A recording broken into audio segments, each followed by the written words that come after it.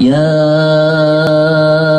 أيها الذين آمنوا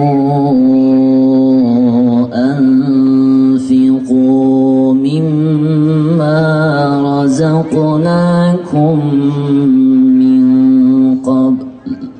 İmam Hatip nesli bu ülkede birliği ve beraberliğin, kardeşliğin sembolüdür.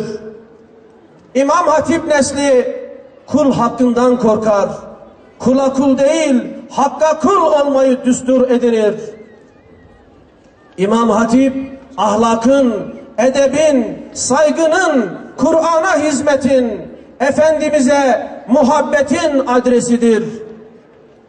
Biz Kur'an'ı okuyan, Kur'an'ı okutan, Kur'an'ı yaşayan, Kur'an'ı seven ve sevdiren bir nesil istiyoruz. Kıymetli kardeşlerim, ne mutlu İmam Hatiplere, ne mutlu sizlere. Cumhurbaşkanıyla, başbakanıyla, bakanlarıyla, milletvekilleriyle, Türkiye bürokratlarıyla, üst düzey bürokratlarıyla Türkiye'yi idare eden bir nesil yetiştiren İmam Hatip'in gönüldaşları, mensupları. Bizler burada İmam Hatipli ve İmam Hatip sevdalıları olarak bulunuyoruz.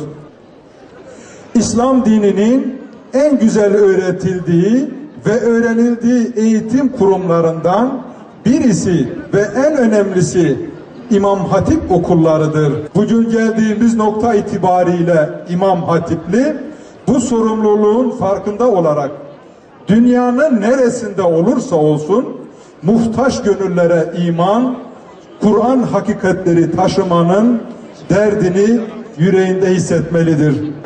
Her zaman hayra anahtar olan, şerre kilit olan nesiller olarak inşallah bugüne kadar yetiştiler ve bundan sonra da yetişeceklerdir inşallah.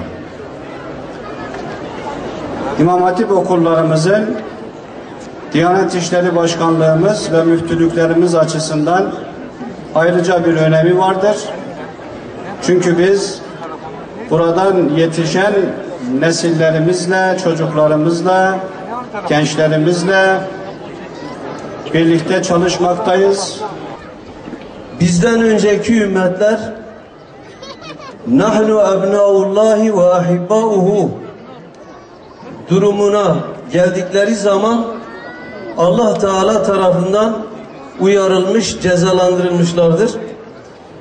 Benim korkum İmam Hatip neslinin de bir gün biz Allah'ın çocuklarıyız, biz Allah'ın yegane sevgili kulları biziz deyip her şeyi meşru görüp dünyalık zevkleri temel, dünyevi menfaatleri temel ölçü almaları endişesi var içimde. Ben bu konuda bütün dostlarımı uyarmak istiyorum.